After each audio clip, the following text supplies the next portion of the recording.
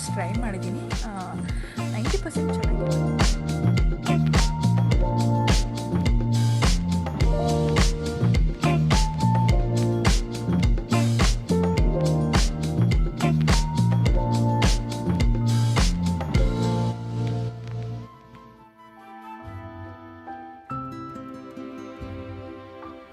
ಎಲ್ಲರಿಗೂ ನಮಸ್ಕಾರ. ಇವತ್ತು ನಮ್ಮ ಪುಟಾಣಿದು ಅನ್ನಪ್ರಸನ್ನ ಮಾಡಿಸೋಣ ಅಂತ ನಾವು ಎಲ್ಲರೂ ಅನ್ನಪೂರ್ಣೇಶ್ವರಿಗೆ ಹೋಗ್ತಾಯಿದ್ದೀವಿ. ಸೊ ಈಗ ಟೈಮು ಆಲ್ಮೋಸ್ಟ್ 4 o'clock. ಇವಾಗ ಎದ್ದು ರೆಡಿಯಾಗಿ ಎಲ್ಲ ಹೋಗ್ತಿದ್ದೀವಿ. ಪಾಪು ಇನ್ನು ಮಲಗಿದ್ದಾನೆ. ನಂದು ಸ್ನಾನ ಆಯಿತು, ರೆಡಿಯಾಗಿದೆ. 5:05 ಇವರು ಕ್ಯಾಬ್ ಅವ್ರು ಬರ್ತಾರೆ. ಸೊ ಅಷ್ಟರೊಳಗೆ ನಾನು ರೆಡಿಯಾಗಿ ಆ್ಯಂಡ್ ಅವ್ನಿಗೂ ಸ್ನಾನ ಮಾಡಿಸ್ಬೇಕು. ಇನ್ನು ಸ್ವಲ್ಪ ಹೊತ್ತು ಅವ್ನು ಮಲ್ಕೊಳ್ಳಿ, ಅದಾದಮೇಲೆ ಎದ್ದ ಸ್ನಾನ ಮಾಡಿಸ್ತೀನಿ. ನಾನು ಇವಾಗ ಹೋಗಿ ರೆಡಿ ಆಗ್ಬರ್ತೀನಿ. ಇಲ್ಲಿ ವೆಹಿಕಲ್ ಪೂಜೆಗೆಲ್ಲ ರೆಡಿಯಾಗಿದೆ. ಪುಟಾಣಿ 5 o'clock ಅವನೇ ಎದ್ದುಬಿಟ್ಟ. ಸೊ ಹಂಗಾಗಿ ಅವನಿಗೂ ಹಂಗೆ ಬಿಸಿ ಬಿಸಿ ನೀರಲ್ಲಿ ಸ್ನಾನ ಮಾಡಿದ್ವಿ, ಸೊ ದೊಡ್ಡ ಮಲ್ಕೊಳ್ಳಿ ಅಂತ. ಅವ್ನು ಫುಲ್ ಅಮೇಝಾಗಿ ನೋಡ್ತಾ ಇದ್ದ. ಅಯ್ಯೋ ಇದೇನಿದು, ಇವತ್ತು 5 ಗಂಟೆಗೆ ಎದ್ದಿದ್ದೀನಿ, ಮಲಗಿಸ್ಲೇ ಇಲ್ಲಲ್ಲ ಇವ್ರು ವಾಪಸ್ಸು. ಯೂಶಲಿ ಅವ್ನು 5ಗೆ ಎದ್ದೊಳ್ತಾನೆ. ಆವಾಗ ಎದ್ದಾಗ ನಾನು ಮಲಗಿಸ್ತಾ ಇದ್ದೆ. ಬಟ್ ಫುಲ್ ಎದ್ದ ತಕ್ಷಣ ಏನು ಅಳೋದು ಇಲ್ಲ, ಏನೂ ಇಲ್ಲ, ಫುಲ್ ಆ್ಯಕ್ಟಿವ್ ಆಗಿಬಿಟ್ಟಿದ್ದಾನೆ, ಆಟಾಡ್ಕೊಂಡು ಕೂತಿದ್ದಾನೆ. ಸೊ ನೋಡೋಣ, ಒಂದು ಸ್ವಲ್ಪ ಮಲ್ಕೊತಾನೇನೋ ಇದರಲ್ಲಿ ಕ್ಯಾಬಲ್ಲಿ. ಸೊ ಮಲ್ಕೊಳ್ಳಿ ಅವನು. ಆ್ಯಂಡ್ ಅವನಿಗೆ ಇವಾಗ ಆಲ್ಮೋಸ್ಟ್ 6 months ನಡೀತಾ ಇದೆ. ಅಂದರೆ ಯೂಶಲಿ ಸಾಲಿಡ್ 6 months ಕಂಪ್ಲೀಟ್ ಆಗಿ 6 months ಓಲ್ಡ್ ಅಂತ ನಾವು ಯಾವಾಗ ಕರಿತೀವಿ ಅಂದರೆ 6ನೇ ತಿಂಗಳು ಮುಗಿದು 7ನೇ ತಿಂಗಳು ಶುರುವಾಗುತ್ತಲ್ಲ, ಆವಾಗ ನಾವು 6 months ಓಲ್ಡ್ ಅಂತ ನಾವು ಕರೆಯೋದು. ಸೊ ಅವನಿವಾಗ 6 months ಇನ್ನೂ ನಡೀತಾ ಇದೆ. ಇನ್ನೊಂದು 15 days ಇದೆ ಅವನಿಗೆ ಸಾಲಿಡ್ಸ್ ಶುರು ಮಾಡೋದಕ್ಕೆ. ಯೂಶಲಿ ಸಾಲಿಡ್ಸ್ ಕೆಲವೊಬ್ಬರು ಅದೇ 6 months ಸ್ಟಾರ್ಟಿಂಗಲ್ಲೇ ಶುರು ಮಾಡ್ತಾರೆ, ಕೆಲವೊಬ್ಬರು 6 months ಕಳೆದ ಮೇಲೆ 7 ಶುರುವಾದಾಗ ಮಾಡ್ತಾರೆ. ಆ್ಯಸ್ ಪರ್ ಡಾಕ್ಟರ್ ಹೇಳೋದು ಅಂತಂದರೆ ಕೆಲವೊಂದು ಕಂಡೀಷನ್ಸ್ಗಳು ಮೀಟ್ ಆಗಬೇಕು. ಲೈಕ್ ಅವರು ಪ್ರಾಪರಾಗಿ ಮಿನಿಮಲ್ ಸಪೋರ್ಟಿಂದ ಕುತ್ಕೋಬೇಕು. That is first condition. ಸ್ವಲ್ಪ ಸಪೋರ್ಟಿಂದ ಅವರು ಕುತ್ಕೊತಿದ್ದಾರೆ ಅಂತಂದರೆ ಆವಾಗ ಇಟ್ಸ್ ಗುಡ್. ಆ್ಯಂಡ್ ಇನ್ನೊಂದು ಫುಡ್ಡಲ್ಲಿ ಇಂಟ್ರೆಸ್ಟನ್ನು ತೋರಿಸ್ತಾ ಇರಬೇಕು. ಒಂದು ಟಂಗ್ ಟೈ ಅಂತ ಒಂದು ಮಕ್ಕಳಲ್ಲಿ ಇರುತ್ತೆ, ಅದು ಹೋಗಿರಬೇಕು, ಆ ರಿಫ್ಲೆಕ್ಸ್ ಹೋಗಿರಬೇಕು. ಆ್ಯಂಡ್ ಫುಡ್ಡನ್ನು ಗ್ರ್ಯಾಬ್ ಮಾಡೋವಂಥದ್ದು, ಹ್ಯಾಂಡ್ ಕೋಆರ್ಡಿನೇಷನ್ ಇರಬೇಕು, ತಲೆ ಫಿಕ್ಸ್ ಆಗಿರಬೇಕು. ಸೊ ಈ ಥರ ಕಂಡೀಷನ್ಸ್ಗಳು ಮೀಟ್ ಆದಾಗ ನಾವು ಈವನ್ ಅರ್ಲಿನೂ ಶುರು ಮಾಡ್ಬೋದು. ಆ್ಯಕ್ಚುಲಿ ಒಂದು ಎಲ್ಲನೂ ಮೀಟ್ ಆಗಿತ್ತು, ಬಟ್ ನಾನೇ ಅನ್ನಪ್ರಸನ್ನ ಆಗೋವರೆಗೂ ಶುರು ಮಾಡೋದು ಬೇಡ ಅಂತ ಅಂದ್ಕೊಂಡಿದ್ದೆ. ಆ್ಯಂಡ್ ನಿಮಗೆ ಗೊತ್ತಿರ್ಬೋದು, ಈಗ ಶ್ರಾವಣ ಮಾಸ ಈ ಟೈಮಲ್ಲಿ ಸಿಕ್ಕಾಬಟ್ಟೆ ಮಳೆ, ಮಳೆ. ಸೊ ಬಂದರೆ ಹೋದರೆ ಹೊಗೆ ಅಂತಾರಲ್ಲ, ಆ ಥರ. ಸೊ ಸ್ವಲ್ಪ ಇತ್ತು ಮಳೆ. ಸೊ ಹಾಗಾಗಿ ನಮಗೊಂದು 15 days ವೆಯ್ಟ್ ಮಾಡ್ತಾನೇ ಇದ್ವಿ, ಬಟ್ ಮಾಡ್ಸೋಕ್ಕೆ ಆಗಿರಲಿಲ್ಲ ನಮಗೆ.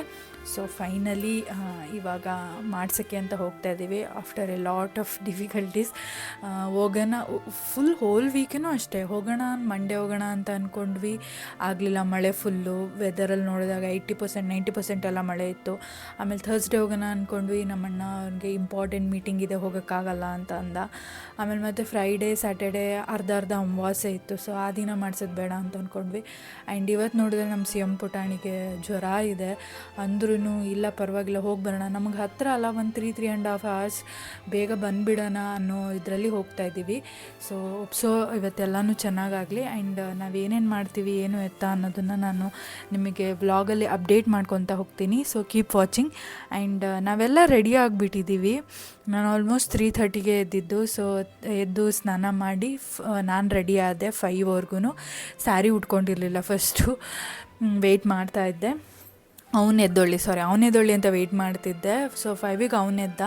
ಅವನು ನಮ್ಮ ಪುಟಾಣಿನೂ ರೆಡಿ ಆಗಿಬಿಟ್ಟಿದ್ದಾನೆ. ಬಟ್ ನಮ್ಮ ಕ್ಯಾಬವ್ರು ಬರ್ತಾಯಿಲ್ಲ.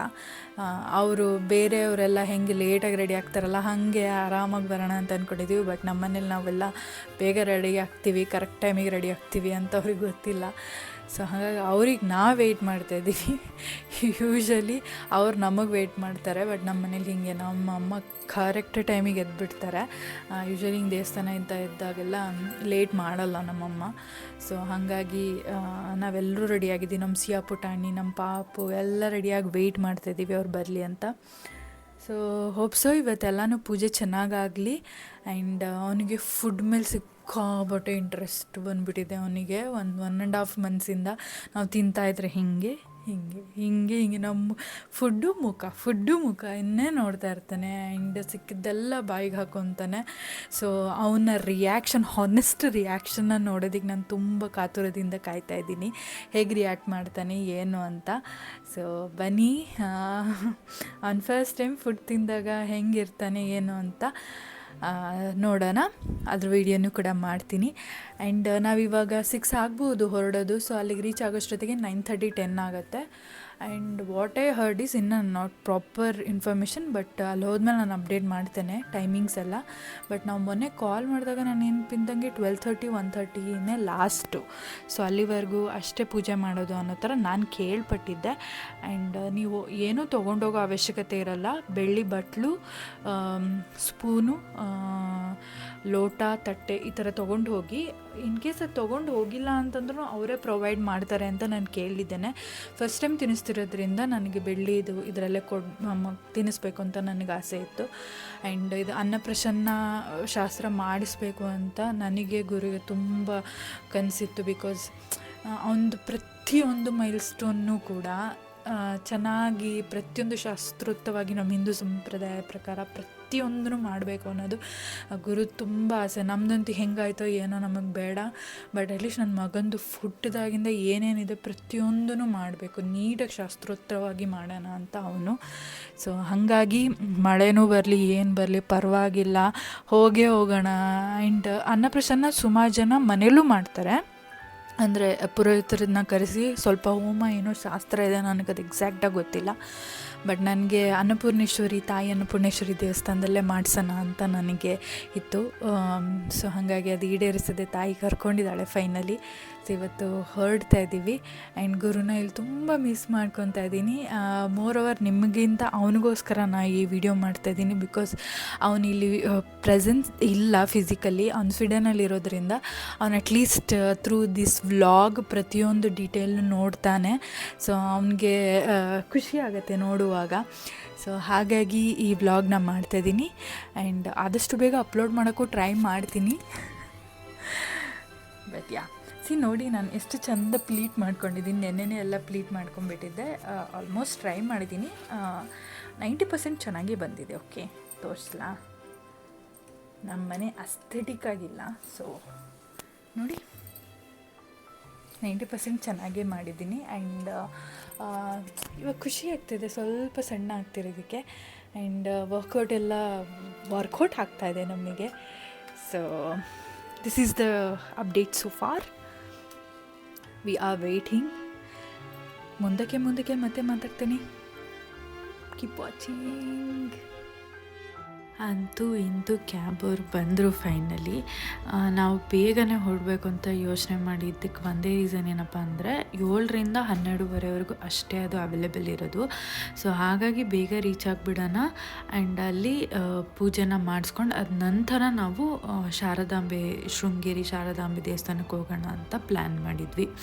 ಸೊ ಹಾಗಾಗಿ ಬೆಳಗ್ಗೆ ಬೇಗನೆ ನೋಡ್ತೀವಿ. ನಮ್ಮ ಮನೇಲಿ ಹೀಗೆ ನಾವು ಅಂದರೆ ದೇವಸ್ಥಾನ ಅದೆಲ್ಲ ಇದ್ದರೆ ತುಂಬ ಲೇಟ್ ಮಾಡ್ಕೊಳ್ಳಲ್ಲ, 9 10 ಎಲ್ಲ ಮಾಡ್ಕೊಳ್ಳಲ್ಲ, ಬೇಗನೆ ಹೊರಟ್ಬಿಡ್ತೀವಿ.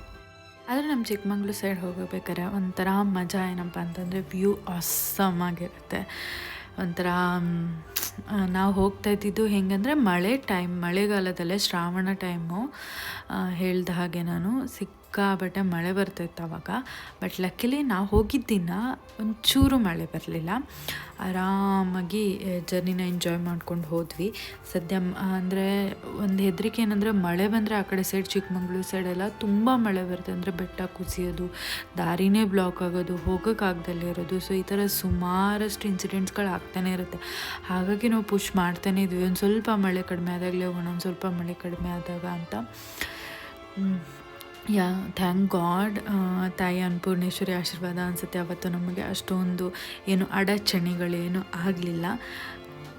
ನಮ್ಮ ಕರ್ನಾನು ಒಂದು ಸ್ವಲ್ಪ ಹೊತ್ತು ಮಲ್ಕೊಂಡಿದ್ದ. ಸೊ ಬೆಳಗ್ಗೆ ಬೇಗನೆ ಎದ್ದೊಳಿಸಿದ್ವಲ್ವ 5 ಗಂಟೆಗೆ. ಸೊ ಹಾಗಾಗಿ ಅವನು ಒಂದು ರೌಂಡ್ ಚೆನ್ನಾಗಿ ನಿದ್ದೆ ಮಾಡ್ದ. ಬಟ್ ನನಗೆ ನಿದ್ದೆ ಮಾಡೋಕ್ಕಾಗಲ್ಲ, ಬಿಕಾಸ್ ಅವನ್ನ ಹಿಂಗೆ ಹಿಡ್ಕೊಂಡು ಕೂತಿರ್ತೀನಲ್ಲ. ಐ ಫೀಲ್ ಲೈಕ್ ನಾನು ನಿದ್ದೆ ಹೋಗಿಬಿಟ್ರೆ ಕೈ ಲೂಸ್ ಬಿಟ್ಬಿಡ್ತೀನಿ, ಬಿದ್ದುಬಿಡ್ತಾನೆ ಅಂತ ಅನಿಸೋದು ನನಗೆ ಸ್ಟಾರ್ಟಿಂಗು. ಬಟ್ ಇವಾಗ ಒಂದು ಸ್ವಲ್ಪ ಹೋಲ್ಡ್ ಬಂದಿದೆ ಅದು.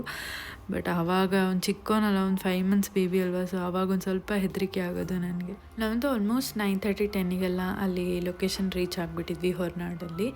ಜನನೇ ಇರಲಿಲ್ಲ, ಹೇಳ್ತಿದ್ದೀನಲ್ಲ, ಫುಲ್ಲು ಖಾಲಿ ಅಂದರೆ ಖಾಲಿ ಹೊಡಿತಾಯಿತ್ತು. ನಾವೇ ಒಂದು ಎಣ್ಸಿದ್ರೂ ಒಂದು 30ರಿಂದ 50 ಜನ ಇರ್ತಿದ್ರೇನೋಪ್ಪ ಅಷ್ಟೇ. ಸೊ ಬೆಸ್ಟ್ ಟೈಮ್ ನಾವು ಹೋಗಿದ್ದಿದ್ದು. ನನಗೆ ಏನಂದರೆ ನಾನು ಎಲ್ಲೆಲ್ಲಿ ಕರ್ಕೊಂಡು ಹೋಗಿದ್ದೀವಲ್ಲ, ತಿರುಪತಿ ಆಗಲಿ ಹೊರನಾಡಾಗಲಿ ಎಲ್ಲ ಆಲ್ಮೋಸ್ಟ್ ಎಲ್ಲ ಕಡೆನೂ ಹೀಗೇ ತುಂಬ ಈಸಿಯಾಗಿ ದರ್ಶನ ಆಗಿಬಿಡುತ್ತೆ. ಎಲ್ಲೂ ನಿಂತಿಲ್ಲ ಅಥವಾ ಎಲ್ಲೋ ಯಪ್ಪ ಸಾಕಾಯಿತು ಅನ್ನೋ ಥರ ಯಾವುದೂ ಆಗಿಲ್ಲ. ಎಲ್ಲ ಕಡೆನೂ ಸೂಪರಾಗಿ ಈಸಿಯಾಗಿ ಅವನ ದೇವರ ಕೃಪೆನೋ ಅಥವಾ ದೇವರು ಚಿಕ್ಕ ಮಗನ ಕರ್ಕೊಂಬಂದಿದ್ದಾರೆ, ಸ್ವಲ್ಪ ಈಸಿ ಆಗಲಿ ಅಂತಲೂ ಗೊತ್ತಿಲ್ಲ, ಬಟ್ ಸೂಪರಾಗಿ ಆಗುತ್ತೆ. ಓಂ ವಕ್ರತುಂಡ ಮಹಾಕಾಯ ಕೋಟಿ ಸೂರ್ಯ ಸಮಪ್ರಭಾ ನಿರ್ವಿಘ್ನಂ ಕುರು ಮೇ ದೇವ ಸರ್ವಕಾರ್ಯೇಷು ಸರ್ವದಾ ಅನ್ನಪೂರ್ಣೆ ಸದಾಪೂರ್ಣೆ ಶಂಕರ ಪ್ರಾಣವಲ್ಲಭೆ ನಾನು ಸೌಭಾಗ್ಯ ಸಿದ್ಧಾರ್ಥಂ ಭಿಕ್ಷಾಂದೆ ಇತ ಪಾರ್ವತಿ ಸರ್ವಮಂಗಲಮಾಂಗಲ್ಯೇ ಶಿವೆ ಸರ್ವಾರ್ಥಸಾಧಿಕೆ ಶರಣ್ಯೇ ತ್ರ್ಯಂಬಕೆ ಗೌರಿ ನಾರಾಯಣಿ ನಮೋಸ್ತುತೆ ಉದ್ಭವ ಗಣಪತಿ ಸಹಿತ ಆದಿಶಕ್ತ್ಯಾತ್ಮಕಶ್ರೀ ಅನ್ನಪೂರ್ಣೇಶ್ವರ್ಯಮ ಮನಸೋದಿಷ್ಟ ಪ್ರಾರ್ಥನಾಂ ಸಮರ್ಪಯಾಮಿ.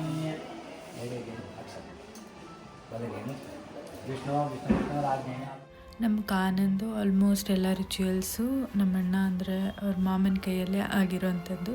ಅನ್ನಪ್ರಸನ್ನೂ ಅವನ ಕೈಯೇ ಆದಂಗೆ ಆಯಿತು. ಸೊ ನಾವು ಒಂದು 10-10:30 ಅಲ್ಲಿ ರೀಚ್ ಆಗಿದ್ವಿ. ಸೊ ಅಲ್ಲಿ 300 ರೂಪೀಸ್ದು ಒಂದು ಚೀಟಿ ತೊಗೋಬೇಕಾಗತ್ತೆ ಅನ್ನಪ್ರಸನ್ನದು. ಸೊ ಆ ಚೀಟಿ ತೊಗೊಂಡು ಡೈರೆಕ್ಟಾಗಿ ದರ್ಶನಕ್ಕೆ ಹೋಗ್ಬೋದು. ಆ್ಯಂಡ್ ಸುಮಾರು ಜನಕ್ಕೆ ಗೊತ್ತಿರ್ಬೋದು, ಹೊರನಾಡು ಅನ್ನಪೂರ್ಣೇಶ್ವರಿಯಲ್ಲಿ ತುಂಬ ಟೈಮ್ ಆಗೋಲ್ಲ, ಅಷ್ಟೊಂದು ಕ್ಯೂ ಇರಲ್ಲ, ಈಸಿಯಾಗಿ ದರ್ಶನ ಆಗುತ್ತೆ. ಆ್ಯಂಡ್ ದೇವ್ರನ್ನ ನೋಡೋಕ್ಕೆ ತುಂಬ ಚೆನ್ನಾಗಿರುತ್ತೆ, ತಾಯಿನ ನೋಡೋದು. ಸೊ ಹತ್ತಿರದಿಂದ ಹೋಗಿ ಅಲ್ಲಿ ನೋಡಬಹುದು. ನೋಡಿದ ಮೇಲೆ ಗರ್ಭಗುಡಿಯಿಂದ ರೈಟ್ ಸೈಡಿಗೆ ಹೋದರೆ ಅಲ್ಲಿ ಅನ್ನಪ್ರಸನ್ನಕ್ಕೆ ಒಂದು ಪ್ಲೇಸ್ ಇದೆ, ಅಲ್ಲಿ ಹೇಳ್ತಾರೆ, ಡೈರೆಕ್ಟ್ ಮಾಡ್ತಾರೆ. ಅಲ್ಲಿ ಹೋದರೆ ಅಲ್ಲಿ ಪುರೋಹಿತರು ಒಬ್ಬೊಬ್ಬರು ಮಾಡ್ತಾರೆ. ಸೊ ನಮಗೆ ಸಿಕ್ಕಿದಂಥವರು ಇವರು ತುಂಬ ಚೆನ್ನಾಗಿ ಮಾಡಿದ್ರು. It will take hardly 10 minutes ಅಷ್ಟೇ. ಬಟ್ ನೀಟಾಗಿ ಶ್ಲೋಕಗಳು, ಮಂತ್ರಗಳು, ಅದೇನೇನು ಹೇಳಬೇಕು ಅದನ್ನೆಲ್ಲ ಹೇಳಿ ಅವರೇ ಒಂದು ಬೌಲಲ್ಲಿ, ನಾವೇನು ಬೆಳ್ಳಿ ಬೌಲ್ ತೊಗೊಂಡೋದ್ರೆ ಅವ್ರು ಯೂಶ್ವಲಿ ಕೇಳ್ತಾರೆ ಬೆಳ್ಳಿ ಬೌಲನ್ನೇ, ಬಟ್ ಇಟ್ಸ್ ನಾಟ್ ಕಂಪಲ್ಸರಿ, ಬೇರೆ ಬೌಲು ನೀವು ತೊಗೊಂಡು ಹೋಗ್ಬೋದು. ಬಟ್ ಬೆಳ್ಳಿ ಬೌಲ್ ಇದ್ದರೆ ಒಳ್ಳೆಯದು. ಅದನ್ನು ತೊಗೊಂಡು ಹೋಗಿ ಅದರಲ್ಲಿ ರವೆದು ಪಾಯಸ ಮಾಡಿರ್ತಾರೆ. ಅದರಲ್ಲಿ ಹಾಲಿರುತ್ತೆ, ಸಕ್ಕರೆ ಇರುತ್ತೆ, ತುಪ್ಪ ಇರುತ್ತೆ. ಸೊ ನನಗೆ ಗೊತ್ತಿತ್ತು ಅದೆಲ್ಲ ಹಾಕಿರ್ತಾರೆ ಅಂತ, ಬಟ್ ಸ್ಟಿಲ್ ಈ ಆಶೀರ್ವಾದ ಮಾಡಿ ಕೊಟ್ಟಿರೋಂಥದ್ದು ಏನೂ ಆಗೋದಕ್ಕೆ ಸಾಧ್ಯನೇ ಇಲ್ಲ. ಸೊ ಇವಾಗ ಒಂದು ಹಾನೆಸ್ಟ್ ರಿಯಾಕ್ಷನ್ ನೋಡಿ ಹೇಗೆ ಮಾಡ್ತಾನೆ ಅಂತ. He was literally so happy. ಎಷ್ಟು ಖುಷಿಯಾಗ್ಬಿಟ್ಟ ಅಂದರೆ ಅವನಿಗೆ, ನನಗೆ ಹಾಲು ಬಿಟ್ಟು ಬೇರೆ ಏನೋ ತಿನ್ನಿಸ್ತಾ ಇದ್ದಾರೆ, ಚೆನ್ನಾಗಿದೆ ಇದು ಅಂತ ಎಷ್ಟು ಸಲ ತಿನ್ಸಿದ್ರು ಸುಮ್ಮನೆ ತಿನ್ನಿಸ್ತಾ ಇದ್ದ. 3 ಸಲ ಗೋಲ್ಡ್ ರಿಂಗಲ್ಲಿ ಅದು ಬಿಟ್ಟು ತಿನ್ನಿಸೋಕ್ಕೆ ಹೇಳ್ತಾರೆ. ಯಾರ್ಯಾರು ಬಂದಿರ್ತಾರೆ ಎಲ್ಲರ ಹತ್ರನೂ ತಿನ್ನಿಸ್ತಾರೆ. ಫಸ್ಟು ಐದರ್ ಅಂದರೆ ತಂದೆ ಅಥವಾ ತಂದೆ ಬಂದಿಲ್ಲ ಅಂತ ಅಂದರೆ ಮಾಮನ ಹತ್ರ. ಸೊ ಈ ಥರ ಫಸ್ಟ್ ಮಾಡಿಸ್ತಾರೆ, ಅದಾದಮೇಲೆ ತಾಯಿ ಹತ್ರ ಮಾಡಿಸ್ತಾರೆ. ನಾನು ಕೂಡ 3 ಸಲ ಅವನಿಗೆ ತಿನ್ನಿಸಿದ್ದು. ಅವನಂತೂ ಯಾರು ಎಷ್ಟು ಬೇಕಾದ್ರೂ ತಿನ್ನಿಸಿ, ನಾನಂತೂ ತಿಂತಾನೇ ಇರ್ತೀನಿ ಅನ್ನೋ ಥರ ಇತ್ತು ಅವನ ರಿಯಾಕ್ಷನ್ನು.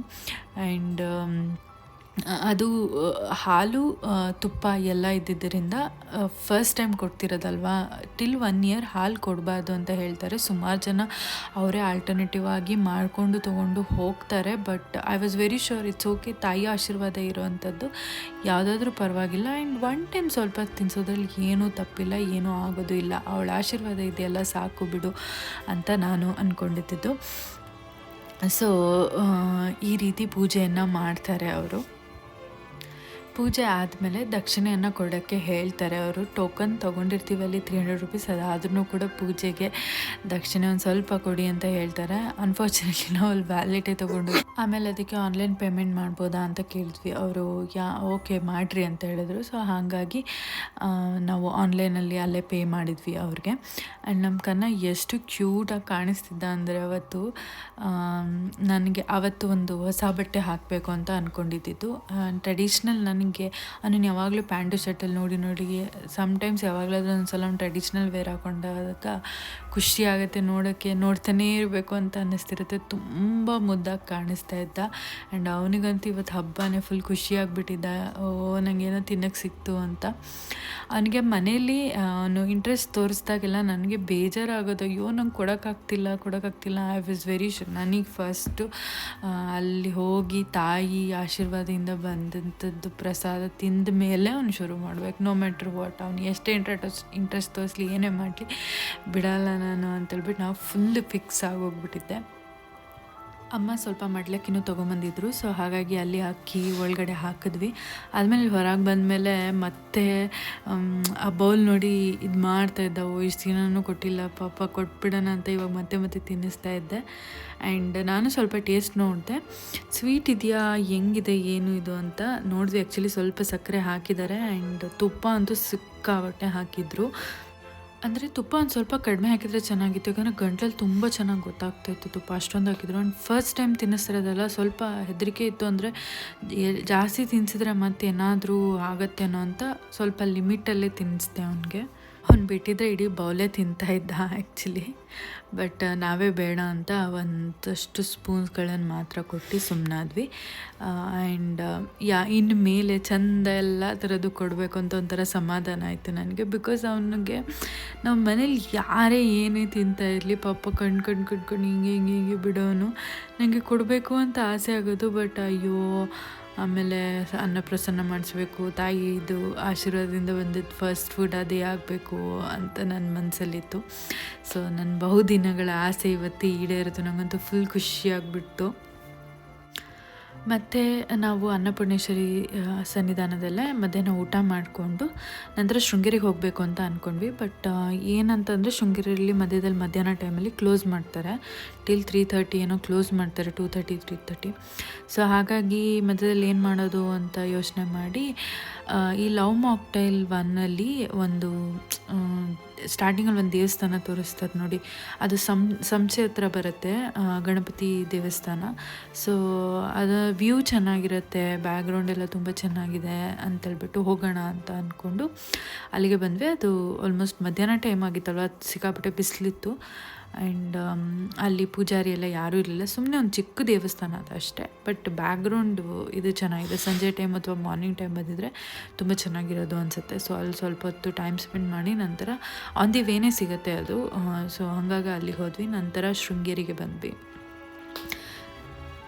ಶೃಂಗೇರಿಯಲ್ಲೂ ಅಷ್ಟೇ ಜನ ಏನೂ ಅಷ್ಟೊಂದು ಇರಲಿಲ್ಲ. ಸೊ ಹಾಗಾಗಿ ಪಟ್ಟಂತ ಹಿಂಗೆ ಹೋದ್ವಿ. ಆ್ಯಂಡ್ ದರ್ಶನ ಆಯಿತು, ವಾಪಸ್ ಬಂದ್ವಿ. ಸ್ಕೂಲ್ಗಳಲ್ಲಿ ಐ ಗೆಸ್ ಈ ಕಡೆ ಶಿವಮೊಗ್ಗ, ಚಿಕ್ಕಮಂಗ್ಳೂರು ಆ ಕಡೆ ಸೈಡೆಲ್ಲ ಸ್ಕೂಲ್ಗಳಲ್ಲಿ ನಮ್ಮ ಕಾಲದಲ್ಲಿ ಹೇಳ್ತಿದ್ದೀನಿ, ಇವಾಗೆಲ್ಲೆಲ್ಲೋ ಕರ್ಕೊಂಡು ಹೋಗ್ತಾರೆ ಬಿಟ್ಟು ಟ್ರಿಪ್ ಅಂತ. ಬಟ್ ನಮ್ಮ ಟೈಮಲ್ಲಿ ಟ್ರಿಪ್ ಅಂತ ಕರ್ಕೊಂಡು ಹೋಗ್ತಿದ್ದಿದ್ದೆ ಶೃಂಗೇರಿ, ಹೊರನಾಡು, ಮುರುಡೇಶ್ವರ. ನನ್ನ ಹೈಸ್ಕೂಲಲ್ಲೂ ಅದೇ ಸಿಮಿಲರ್ ಪ್ಲೇಸಸ್ಗೆ ಹೋಗಿರೋದು. ಆ್ಯಂಡ್ ಪ್ರೈಮರಿಯಲ್ಲೂ ಅದೇ ಇದಕ್ಕೆ ಹೋಗಿರೋದು. And most of the time ನಾವು ಧರ್ಮಸ್ಥಳಕ್ಕೆ ಹೋಗ್ತೀವಿ ಅಂತಂದರೆ ಆಗುಂಬೆ ಘಾಟ್ ಮೇಲೆ ಹೋಗೋದು. ಸೊ ಆವಾಗ ನಾವು ಹೊರನಾಡು, ಶೃಂಗೇರಿ ಇದನ್ನೆಲ್ಲ ನೋಡಿಕೊಂಡು ಆಮೇಲೆ ಧರ್ಮಸ್ಥಳಕ್ಕೆ ಹೋಗ್ತೀವಿ. ಸೊ ಇಟ್ಸ್ ಒಂಥರ ಕೈಂಡ್ ಆಫ್ ರಿಚುವಲ್ ನಮ್ಮದು, ಇದನ್ನು ಹೀಗೆ ತೊಗೊಂಡೋಗೋದು. ಸೊ ಹಾಗಾಗಿ ಶೃಂಗೇರಿ, ಹೊರನಾಡೆಲ್ಲ ತುಂಬ ಸಲ ವಿಸಿಟ್ ಮಾಡಿಬಿಟ್ಟಿದ್ದೀವಿ. ಆ್ಯಂಡ್ ಅಲ್ಲಿ ಹೋದರೆ ಏನೋ ಒಂಥರ ಈಗಲೂ ನೆಮ್ಮದಿ ನನಗೆ. ಎಸ್ಪೆಷಲಿ ಹೊರನಾಡಲ್ಲಿ ತುಂಬ ಹತ್ತಿರದಿಂದ ನೋಡೋಕ್ಕೆ ಬಿಡ್ತಾರಲ್ವ ತಾಯಿನ, ತುಂಬ ಚೆನ್ನಾಗಿ ಅನಿಸುತ್ತೆ. ಆ್ಯಂಡ್ ಇಲ್ಲೇ ಮಾಡಿಸ್ಬೇಕು ಅಲ್ಲೇ ಮಾಡಿಸ್ಬೇಕಂತ ಏನಿಲ್ಲ.